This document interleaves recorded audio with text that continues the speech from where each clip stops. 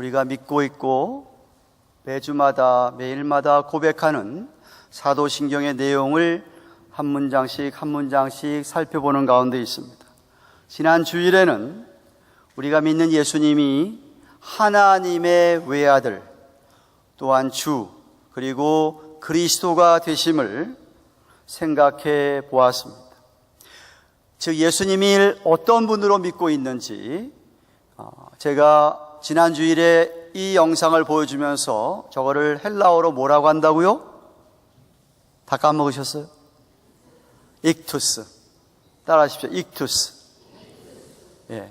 히에스 크리스토스 데우 후이오스 소이테르 첫 글자를 따서 예수님이 하나님의 아들이고 그리스도라고 하는 것을 초대교회 교인들이 몰래 서로를 우리가 똑같은 신앙 고백을 하는 하나님 믿는 형제 자매들인지를 알고 싶어. 그리고 그 사람 다 똑같은 신앙 고백하는 사람 만나면 너무나 반가워서 힘을 얻고 했던 초대교회 교인들처럼 우리도 예수님을 하나님의 외아들로 주로 그리고 그리스도로 믿는다고 하는 것을 살펴보았습니다.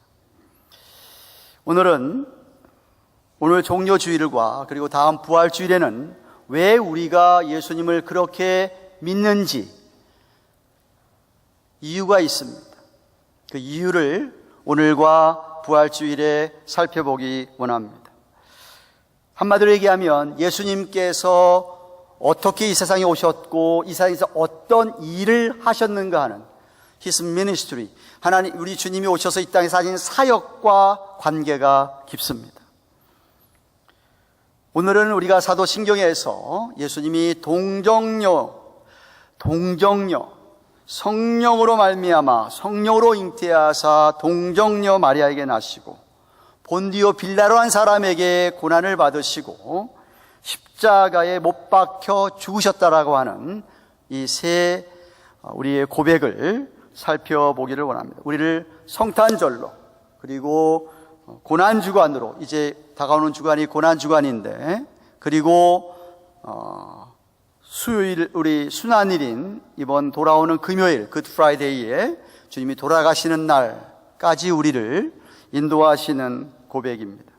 첫째, 우리는 이미 누가복음 제가 1장에서 예수님의 탄생에 관한 기사를 강의할 때 말씀을 드렸지만 우리는 예수님께서 성령으로 잉태하사 동정녀 마리아에게 나셨음을 믿습니다.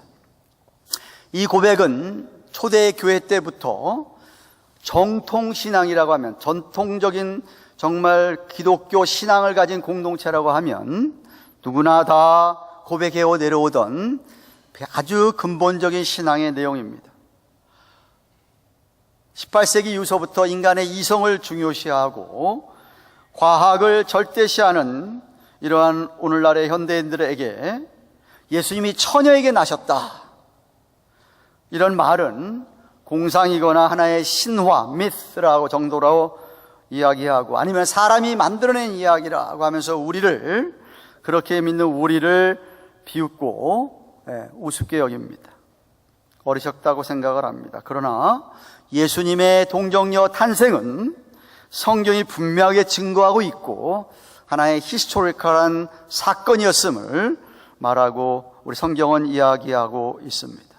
가브리엘 천사가 처녀 마리아에게 예수님의 잉태 탄생을 예고하기를 사내를 알지 못한다고 하는 마리아에게 누가복음 1장 35절 성령이 내게 임하시고, 사람으로 할 수 없는 일인데 성령이 내게 임하시고 지극히 높으신 능력이 너를 덮으리니 이러므로 나실 바 거룩한 자는 하나님의 아들이다 라고 천사 가브리엘이 계시하였습니다. 마태복음에서도 마태가 기록하기를 마리아와 정혼한 요셉이 정혼한 마리아가 임신했다, 잉태했다는 소식을 듣고 근심 중에 있을 때에 주의 사자 가브리엘이 증거해 주기를 마태복음 1장 10절에 다윗의 자손 요셉아 내 아내 데려오기를 무서워 말라.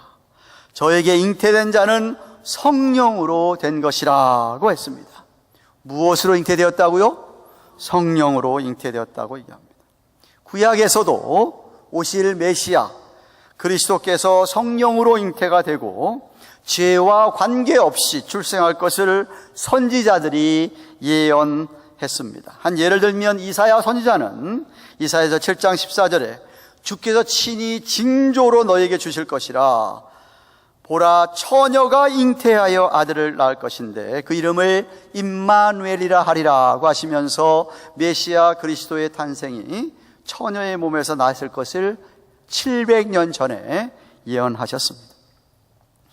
예수님의 동정녀 탄생은 이렇게 하나님의 말씀 성경 자체가 증거하고 있습니다.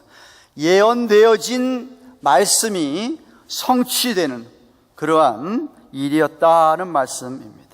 그런데 불구하고 만약 이러한 성경의 권위를 부정한다면 그 사람은 곧 하나님을 부인하는 것입니다. 사람의 생리학상, 바이올로지컬리 인간이 남자 여자 관계도 안 맺고 무슨 임신을 하느냐라고 불가능하다고 해서, 과학적으로 증명할 수 없다고 해서 역사적인 히스토리컬한 이벤트를, 확실히 있었던 사건을 부인하거나 성령님의 초자연적인 능력을 부인할 수는 없다 이 말입니다. 누가복음 1장 37절에 대저 하나님의 모든 말씀은 능치 못하심이 없느니라고 했습니다. 믿으시기를 축원합니다. 무에서 유를 창조하신 하나님께서 처녀의 몸에서 성령으로 임신하게 할 수 있는 우리 하나님의 능력이다 이 말이죠. 왜 이게 그렇게 중요합니까? 왜 예수님이 동정녀의 몸에서 성령으로 탄생하는 게 왜 그렇게 중요합니까? 왜 예수님이 인카네이션, 하나님이 육신의 몸을 입고 이 땅에 오신 이 사건이 왜 그렇게 중요합니까? 지나간 지구 역사상 전무후무하게 아무도 그러한 일은 없었습니다. 그렇게 예수님이 탄생한 이유가 뭐냐? 그렇게 탄생한 예수님만이 정말 참 유일한 하나님이시고 그리고 참 사람이셨다라는 것입니다. 천주교에서는 오늘날도 하느님 그럽니다. 하느님, 하늘에 있는 어떤 분이라는 뜻입니다. 아주 비성경적입니다. 세상의 다른 모든 우상신들도 저 하늘에 누군가 하나님이 있다고 이야기를 합니다. 성경은 그렇게 안 가르칩니다. 성경은 하나님입니다. The one and only God, 유니크한 것. 이 세상에 그런 하나님은 없다는 뜻에서 우리는 하나님 그러는 겁니다.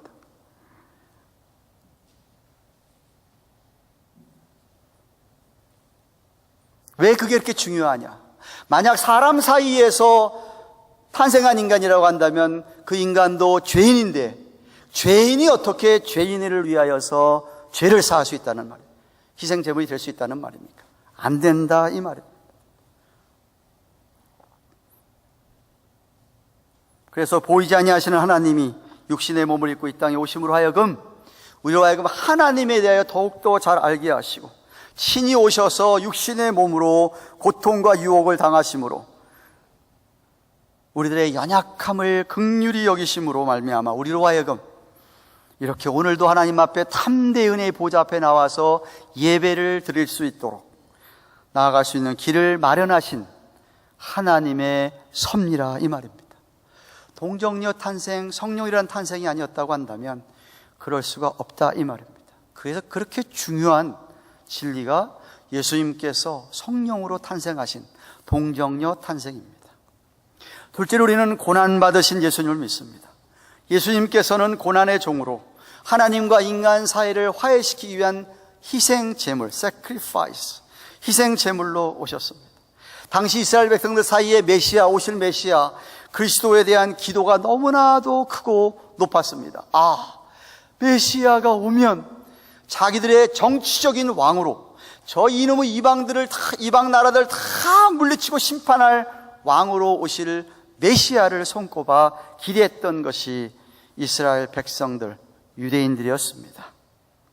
그러나 예수님은 오셔서 자신이 그러한 정치적인 왕으로 무슨 무력을 행사해서 이방 나라들을 물리치고 심판하는 그런 왕으로 오신 것이 아니라 자신은 인자, Son of Man 이라고 하는 인자로 오셔서 자기를 인자라고 부르시면서 그렇게 현세적이고 정치적이기보다는 이미 구약에서 예표된 영적인 메시아로서 자기 자신을 나타내셨습니다.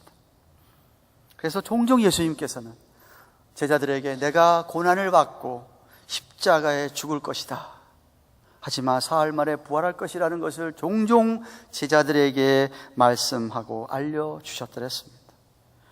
근데 사실 예수님은 공생의 사역을 시작하자마자 누가복음 4장 16절 이하에 보시면은 자기 가족들로 비롯해서 친족들에게 배척을 당했다라고 합니다. 뿐만 아니라 당시 유대 종교 지도자들로부터 엄청난 비난과 핍박을 받았던, 지난주에도 말씀드렸듯이 신성 모독죄인이라고 얘기하면서 그렇게 핍박을 받았던 우리 예수님이셨습니다. 그 사람들은 마지막까지 우리 주님을 정죄하면서 빌라도로 하여금 십자가에서 못 박게 하는 재판을 하게 하고 판결을 하게 하여서 그렇게 예수님이 죽도록 허락하였습니다. 빌라도라는 사람은 주 26년부터 36년까지 로마 제국에서 파송된 유대 땅을 다스리는 로마의 총독이었습니다. 그는 아주 스터번했고 아주 가혹했기 때문에 유대인들에게 별로 인기가 없었습니다. 호의를 얻지 못했습니다. 정치적으로도 아주 타락하고 부패한 정치를 하였습니다. 당시 총독의 관정은 가이사라에 있었지만 종종 이 유대인들이 혼란스럽다 그래가지고 유대인들의 소란을 진압하기 위해서 예루살렘으로 자주 출장을 와서 근무했다고 합니다. 예수님이 유대인들의 종교 문제로, 그가 보기에 예수님의 종교 문제로 고소를 당하게 되고 상소가 되어서 그 일을 재판하게 되었던 사람이 빌라도였습니다.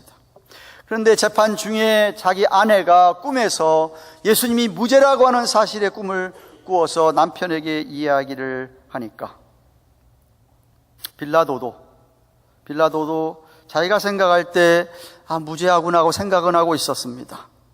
그래서 예수님을 풀어줘야 되나라고 하는 순간적인 양심의 소리가 있었음에도 불구하고 그는 예수님을 십자가에 못 박지 않으면 당신은 가이사 황제의 충신이 아닙니다 라고 하는 유대 군중의 소리에 굴복하고 말았습니다.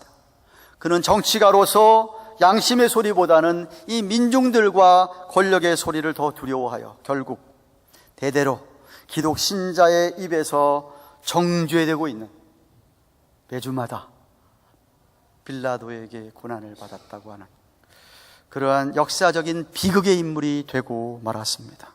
사도신경에 뚜렷하게 본디오 빌라도에게 고난을 받으셨다라고 하는 말은 우리 기독교라고 하는 것이 그냥 허구의 종교고 사람이 만들어낸 종교가 아니고 히스토리컬리 역사상 사실성에 입증하는 우리가 믿는 예수님이고 우리가 믿는 크리스천리티를 입증하게 된 것입니다.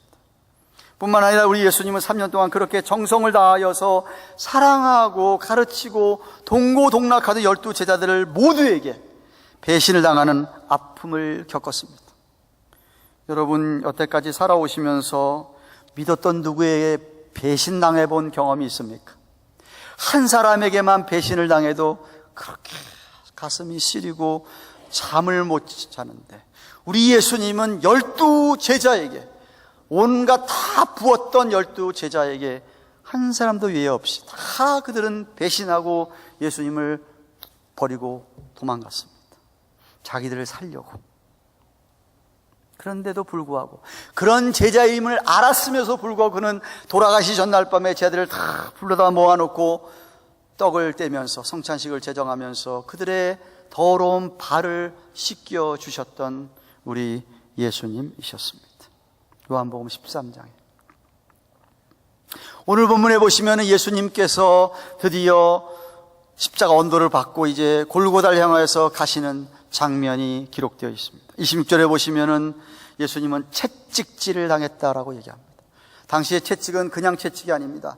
가죽 채찍에다가 쇠붙이를 달아가지고 채찍질 한번 맞으면은 그 쇠붙이가 살점을 팍팍 패내는 그러한 채찍질을 맞으셨습니다. 28절에는 옷 벗김을, 사람들이 다 보는 데서 옷 벗김을 당하시고 수치를 당하시고 가시 면류관을 쓰시면서 머리에 피를 흘리셨는데, 그 가시 면류관 쓴 그 자리를 갖다가 갈대를 가지고 군인들이 쳤다라 그럽니다. 그러면 십자가, 지금 이 가시 면류관인데 거기를 갈대로 쳤으니 그게 가시가 머리에 박히면서 더 많은 피가 흘렸겠지요. 그리고 30절을 보시면은 조롱을 받으시고, 야 네가 왕이냐? 막 무릎을 꿇고 절하면서 조롱을 받으시고 침을 뱉었다고 했습니다. 예수님의 얼굴에 침을 뱉고 그렇게 머리로 맞고, 그러다가 결국 못을 박혔다라고 35절에 기록하고 있습니다. 물론 가장 큰 고난은 십자가상에서의 고통이었겠죠. 그것을 알았기에 누가복음 22장 42절에 의하면 돌아가시 전날 밤 겟세마네 동산에서 간절히 기도하실 때에 하나님 아버지께 이렇게 기도했습니다. 아버지요, 만일 아버지의 뜻이면 이 잔을 내게서 옮겨 주십시오. 이 고난의 잔을 내가 도무지 감당하기가 너무 힘드니까 이 잔을 옮겨달라고 하는 그런 기도를 드렸던 우리 예수님이셨습니다. 땀이, 기도하면서 흘리는 땀이 핏방울이 되기까지 간절히, 전혀 죄가 없으신 분이 다른 큰 행악자 둘과 함께 십자가에 못을 박히시는 것이었습니다. 그런데 십자가에서 못 박히시고 제일 먼저 하신 첫 마디가 누가복음 23장 34절에 아버지여 저희를 사하여 주옵소서, 자기의 하는 것을 알지 못하나이다 라고 하였습니다. 주위에서는 백성들이 희롱하고 구경하고 비웃고 있음에도 불구하고 예수님께서 십자가상에서의 첫 마디는 저들이 뭐 하는지 모르고 있는데 주님, 하나님 용서해 주시옵소서라고 하는 기도였습니다. 자기를 못 박은 자들의 죄를 용서해 달라고 하는 간구였습니다. 다시 말하면 죽어가면서도 세상 사람들을 사랑하면서 저들의 죄사함을 위하여서 기도하였다 라고 하는 이 기가 막힌 사실은 오늘도 가슴에 아무런 간격 없이 메마른 심령으로 살아가는 우리들에게 찔림이 되지 않겠습니까? 오늘도 그 기도를 들으시는 주님의 부르짖음에 우리가 용서받은 것 아니겠습니까? 죄 사함 받은 것 아니겠습니까? 죄가 없으신 분이 십자가에서 우리 대신해서 고통 속에서 그렇게 죽어가시면서도 간절히 바랐던 것은 저들의 죄를 용서해 달라고 하는, 하나님께서는 우리가 받아야 될 고통과 우리가 받아야 될 진노와 우리가 받아야 될 심판과 우리가 받아야 될 모든 형벌을 지금 예수님에게 다 쏟고 계시는 것이었습니다. 불심판 같은 심판을 주님께서 우리를 대신해서 그 자리에서 감당하고 계셨던 것이에요. 우리를 하나님의 자비와 긍휼로 용서해 주시기를 바라는 마음으로 말입니다. 결국 그렇게 셋째로 예수님은 십자가에서 죽으셨습니다. 안 죽으신 게 아닙니다. 오늘날 자유주의 신학자나 서양 사람들은, 부활을 부인한 사람들 가운데는 주님께서 거기 6시간 동안 숨이 안 끊어지고 살아있다가 제자들이 진짜 잘 해가지고 어디다가 뒀다가 부활한 것처럼 얘기했다라고 이야기들 합니다. 그러나 성경은, 그리고 역사는 유대인의 유명한 조세푸스라고 하는 역사학자도 분명히 예수님은 숨을 거두셨다라고 이야기를 합니다. 십자가라고 하는 형은 고대 로마를 비롯해서 애굽에, 이집트에, 그리고 페르시아에, 아시리아에, 인도에 이르기까지 유행하던 아주 잔인하고 혹독한 최악의 사형 방법이었다고 합니다. 그러나 당시에 자유인들에게는, 아무리 잘못해도 자유인들은 이런 십자가 체형을 하는 게 아니라 다른 나라에서 붙잡혀 온 포로나 노예, 아니면은 나라를 뒤엎고자 쿠데타를 일으키는 반역자들이나 아니면 이 최악의 살인 강도들에게만 적용하는 십자가형이었다라고 합니다. 죽는 게 다 고통스럽겠지만 예수님의 죽음은 이렇게 잔인한 악형을 받으시는 고통 중에 고통스러운 죽음이었습니다.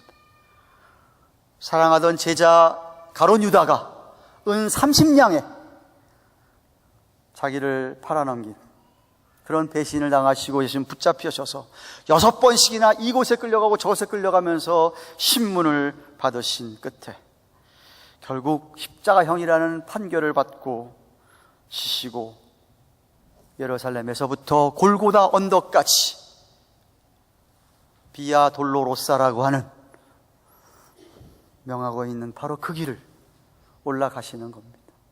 올라가다가 너무 십자가 이게 너무 무거워가지고 자꾸 쓰러지고 하니까 보다 못한 옆에 로마 군병이 지나가던 구레대 시몬에게 그 십자가형을 지게 했던, 오늘 본문에 나와 있지요. 32절에 아까도 얘기했지만 채찍질 맞으시고 가시관 쓰시고 가시관에 갈대를 맞으시고 그리고 살랑원에 손과 발은 십자가상에 큰 못에 박히시고 옆구리에는 창까지 찔림을 받으셨습니다. 6시간 동안 매달려 계시다가 피와 물을 다 쏟으시고 숨을 거두셨던 것입니다. 그러나 예수님의 십자가의 죽으심은 그런 한 사건 자체로 끝난 것이 아니었습니다. 이 사건은 성경에서도 가르쳐 주듯이 수많은 사람들에게 엄청난 의미를 부여했습니다. 십자가의 죽으심의 의미가 무엇이냐? 첫째는 화목 제물이 되신 겁니다. 요한일서 4장 9절 10절에 이렇게 기록되어 있습니다. 하나님의 사랑이 우리에게 이렇게 나타난 바 되었으니 하나님이 자기의 독생자를 세상에 보내심은 저로 말미암아 우리를 살리려 하심이니라. 사랑은 여기 있으니 우리가 하나님을 사랑한 것이 아니 오직 하나님이 우리를 사랑하사 우리 죄를 위하여 화목제로 아들을 보내셨음이라고 했습니다. 여기 화목제, 힐라스무스라고 하는 헬라의 말의 뜻은 두 가지 의미가 있습니다. 하나는 진노, 화를 달랜다라고 하는 propitiation이라는 뜻을 갖고 있습니다. appease라고 얘기하죠, 영어에. 하나님의 이 죄를 향한 하나님의 진노가 너무나 크셔서 그냥 화가 끝까지 나신 하나님께서 막 화를 내시고 예수님이 그 화를 다 퍼부으시는 것이었어요. 그런데 그 화목제물 때문에 우리 하나님이 우리에게 퍼부으실 진노를 예수님 화목제물을 보시고 살랑은에 화를 달래셨다, 이런 뜻입니다. 분노를 캄다운 하셨다는 이야기. 그 뜻이 화목제라는 뜻에 포함되어 있습니다. 또 하나는 propitiation, 이 말은 우리를 깨끗게, 죄로부터 우리를 깨끗게 정결케 하신다는 의미가 있습니다. 예수님께서 우리 죄를 위해서 대속제물이 되셔서 그렇게 죽으심으로 말미암아 우리가 죄 씻음을 받아 정결하게 된다라는 의미입니다. 즉 십자가에서 예수님이 죽으심은 죄인 구원을 향한 하나님의 뜻과 죄인을 향한 하나님의 사랑이 얼마나 큰지를 잘 보여주고 있습니다. 두 번째 의미는 십자가의 죽음은 하나님께로부터 버림을 받은 예수님을 의미합니다. 기억하십니까? 예수님의 십자가상의 이런 가운데에서 엘리 엘리 라마 사박단이라고 하는 예수님, 아람어가 되니까 번역을 하면 나의 하나님 나의 하나님 어찌하여 나를 버리셨나이까 하는 음성을 말합니다. 아마 그 순간 그 음성을, 그런 부르짖음하는 그 순간만큼 예수님이 처절한 고독을 느끼신 적은 아마 없었을 것입니다. 자기 자신이 아버지에게 버림을 받았다는 걸 생각을 하면서 내뱉는 절규입니다. 여러분 혹시 아버지나 어머니에게 버림받아 보신 적이 있으십니까? 부모에게 버림받아 보신 적이 있으십니까?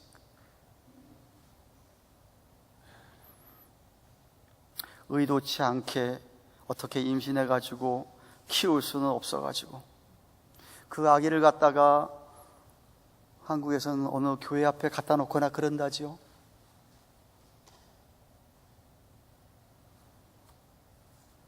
부모에게 버림을 받는 자녀.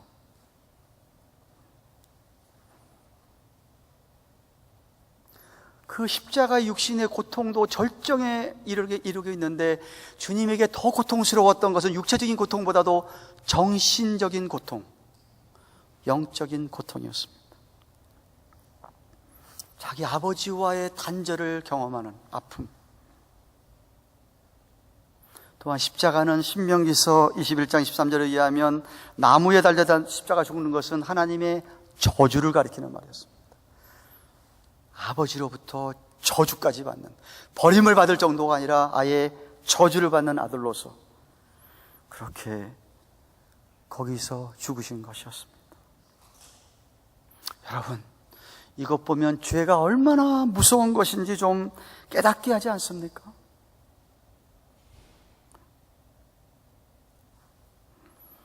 죄는 이와 같이 하나님과의 단절을 의미하는 겁니다.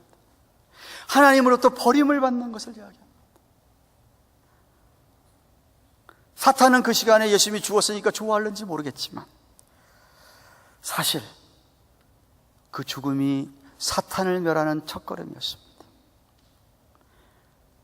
그러므로 십자가의 도가 멸망하는 자들에는 미련한 것이요 이해하지 못하는 것이고, 그러나 구원을 얻는 우리에게는 하나님의 능력이 된다고 고린도서 1장 23절에 기록하고 있습니다. 사랑하는 가든교회 교우 여러분, 우리 주 예수 그리스도께서 성령으로 동정녀 마리아에게서 태어나심을 믿으십니까? 믿으신다면 마리아의 고백에 귀를 기울여야 됩니다. 가브리엘 천사의 음성을 들은 마리아는 누가복음 1장 38절에 주의 계집 종이오니 말씀대로 내게 이루어지이다. 자기 자신을 계집종이라고 이야기합니다. 종은 주인이 뭐라고 얘기든지 다 듣겠다고 하는 그런 의미 아니겠습니까? 지난주에도 제가 설교했지만 예수님을 우리가 주, 롤드라고 우리가 고백한다고 한다면 나는 종입니다라는 의미이기 때문에 주님이 뭐라고 이야기하든 난 다 듣겠습니다. 순종하겠습니다 라는 것이 아니겠습니까? 그래서 우리가 예수님을 정말 주라고 고백하면 종처럼 살아야 되는 것이에요. 우리 예수님, 성육신하신 예수님도 십자가에 죽기까지 순종했다라고, 복종했다라고 성경이 기록하고 있습니다. 본을 보이신 우리 예수님이십니다. 여러분 어떠합니까? 여러분 정말 여러분이 말씀대로 살아가는, 주님의 성경의 말씀대로 살아가는 것이 여러분의 인격의 특징입니까? 뭐 찬양하면서 예수님 사랑한다 하고 예수님 찬양한다 하고 뭐 고백하고 어떤 때 기도하면서 눈물도 흘릴지라도 말씀을 따라 살려고 하는 마음은 조금도 없고 말씀대로 살고자 하는 그런 노력도 전혀 없고,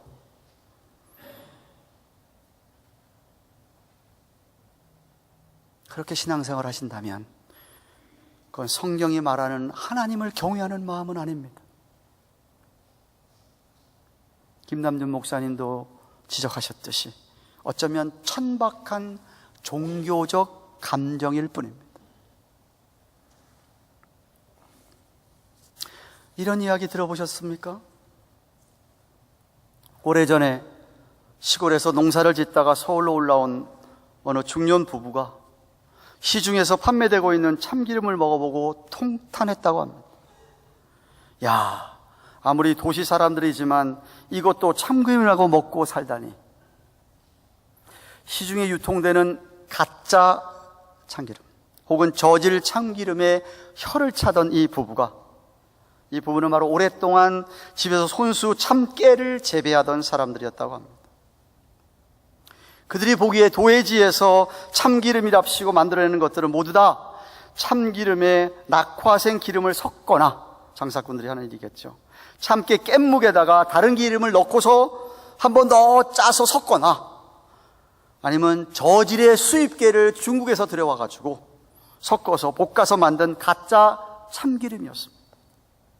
그래서 이 시골 농부 부부가 우리라도 진짜 토종 참깨로 참기름을 짜가지고 시중에 파는 그런 다른 이름과 같이 거의 비슷한 가격으로 판매를 해보자.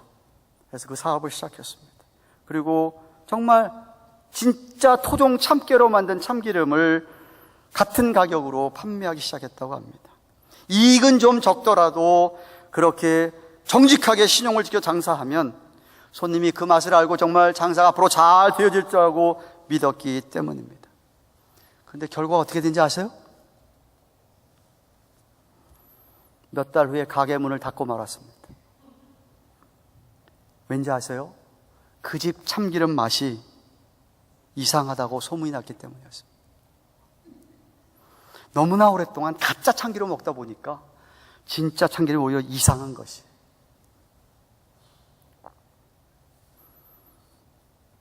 오늘날 성경의 참된 복음의 진리는 이 농사 부부가 시장에 내놓은 참기름처럼 그런 대접을 받고 있지 않나 생각합니다. 여러분 기억하세요? 우리 어르신들 70년대까지만 하더라도요, 성경책이 빨간색이 이렇게 붙여 있었습니다. 우리 젊은 친구들 본 적이 없는지 모르겠습니다. 여기가 빨갰어요. 왜 그렇게 성경 그렇게 한지 아세요? 우리나라에서 성경을 발간할 때 여기를 빨갛게 한 이유는 이 성경이 우리 손에 오기까지 순교자들의 피가 있어서 왔다고 믿어서, 순교자들의 피를 상징해서 빨갛게 해서 성경책을 발간을 하고 사람들이 구입했다라고 합니다. 순교자의 피는 곧 예수님의 피를 상징하는 거겠죠. 그런데 언제부터인가 성경책이라는 성경은 다 금으로, 골드 해서 성경책이 나오게 되었습니다. 이제는 그리스도인들도 이 땅에서 잘 사는 것, 번영하고 성공하는 것, 그게 그리스도인들이 추구해야 할 덕목처럼 돼가지고 예수 믿으면 다 잘 돼야 되고, 자식도 잘 돼야 되고, 모든 게 다 잘 돼야 되고, 성공해야 되고, 그런 걸 또 주장하는 목사들도 있습니다.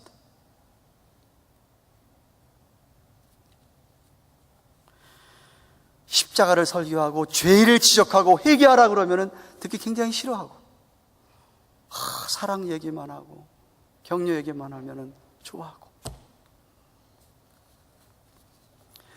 맨날 그런 기름만 먹다가 진짜 참기름 먹으니까 이상한 거예요. 그래서 왔다가 갑니다. 이건 아닌데 하고 갑니다. 안타까운 이야기죠.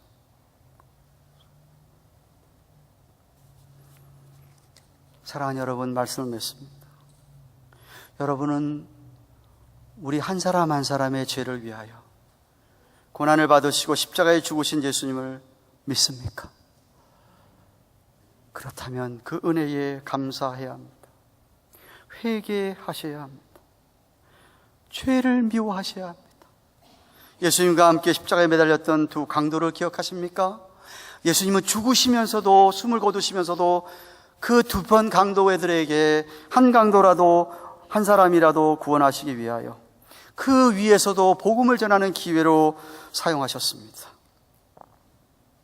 그래서 아버지여, 저들이 뭐 하는지 모르고 있습니다. 저들의 죄를 용서해 달라고 하는 그 기도 소리를 들은 한편 강도가 예수님에게 나도 같이 그런 죄상을 받고 주님과 함께 있게 달라는 그런 이야기를 하지요. 옆에 한 강도가 뭐라고 하니까 이 여자 그런 소리 하지 말아라 라고 그를 꾸짖으면서 말입니다. 그래서 그 한편 강도는 그때 예수님을 믿고서는 낙원에 주님과 함께 천국에 들림을 받았습니다. 진정으로 회심함으로 변화를 받고 구원받은 것이었어요. 그런데 다른 한편 강도와 아주 판이한 결과를 낳았습니다. 한 사람은 낙원에 천국에 주님과 같이, 한 사람은 지옥에 가는 것이었습니다. 이렇게 십자가의 복음이 들려지는 곳에는 사람들을 쫙 나눕니다. 분리가 일어납니다.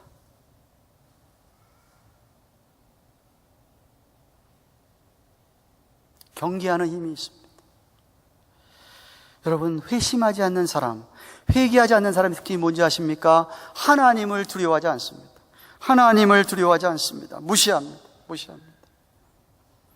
그러나 참된 하나님의 백성들은 하나님을 두려워하고, 내가 정말 조금이라도 작은 죄라도 짓고 나면 그 죄를 철저하게 회개하고,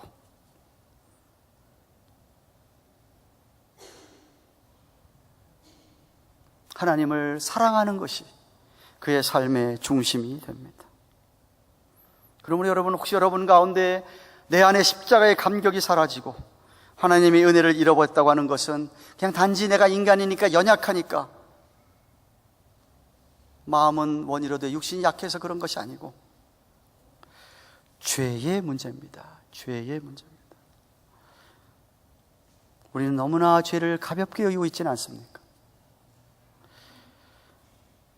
참회에 눈물이 없는 예배, 지은 죄에 대한 아픔과 애통이 없는 기도, 죄를 싫어하시는 하나님의 거룩을 좀 닮아가고자 하는 거룩한 열망을 따라서 살고 싶어하는 그러한 것은 없이 그냥 어두운 생활 속에서 그럭저럭 케세라세라로 살아가는, 그렇다고 한다면 그것은 신앙생활이 아니라 그냥 종교생활입니다.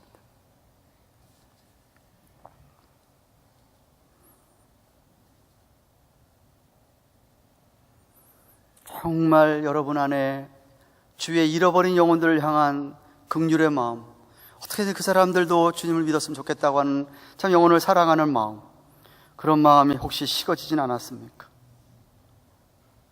진짜 구원받은 사람들의 심령에 오는 첫 번째 변화는 그 시간 이후부터 하나님의 크신 사랑의 감격을 받고 그 사랑을 깨닫고, 이 세상에서 하나님을 사랑하고 사는 것만큼 더 큰 행복은 없구나 라는 것을 느끼는 사람입니다.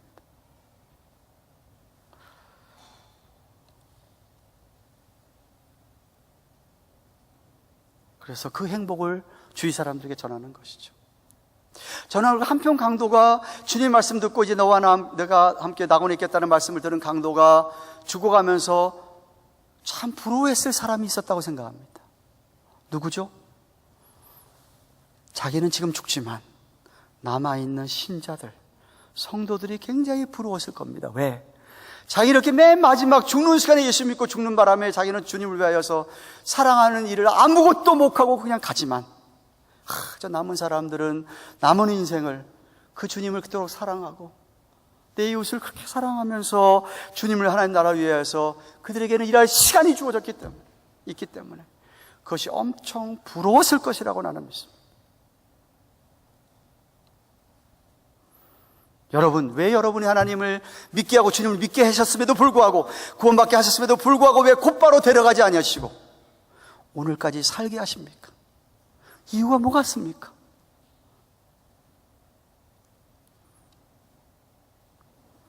남은 인생을 도대체 어디다 사용하시겠습니까? 내가 도움이 막 필요하고 절박할 때 주님께 막 찾아가서 주님 도와달라고 우린 얼마나 그럽니까? 그런데 주님이, 얘야 나 좀 도와줄래? 여기 일에 지금 네가 필요한데? 그럴 때는 뿌리치는 혹시 여러분들은 아닙니까? 이 핑계 저 핑계 대면서 우리 하나님 사랑 많으니까 다 이해해 주시겠지, 미안해요, 죄송해요 하면서 주님이 좀 도와달라고, 필요하다고 하는데도 불구하고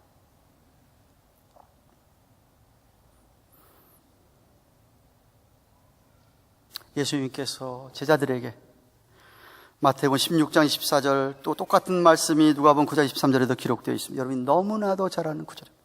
아무든지 나를 따라오려거든 자기를 부인하고 자기 십자가를 지고 나를 좇을 것이니라 고 하신 것처럼, 정말 여러분이 십자가의 감격과 십자가의 귀한 사건을 주님이 나 위하여서 그렇게 하나님 아버지께 버림을 받으시고 진노를 당하시고 그 처절한 고통 속에 돌아가셨다는 것을 정말 알고 경험하고 믿는 분이라고 한다면, 그렇게 주님을 따라가야 하겠기에 우리가 나를 부인하고 하나님의 뜻에 온전히 복종해서 필요하시다면 내가 주님을 위해서 죽을 각오까지 되어 있는 그러한 제자들.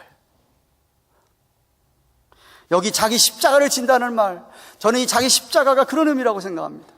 주님이 죽음까지도 지셨던 그 십자가처럼 정말 내가 죽기까지 그렇게 주님 위하여, 하나님 나라 위하여 살리라. 십자가의 감격을 안고 기꺼이 내 자신 이 한 몸뚱아리를 드리겠다라고 하는 그러한 결단, 그러한 마음들이 되시기를 주님의 이름으로 축원합니다. 기도하십시다.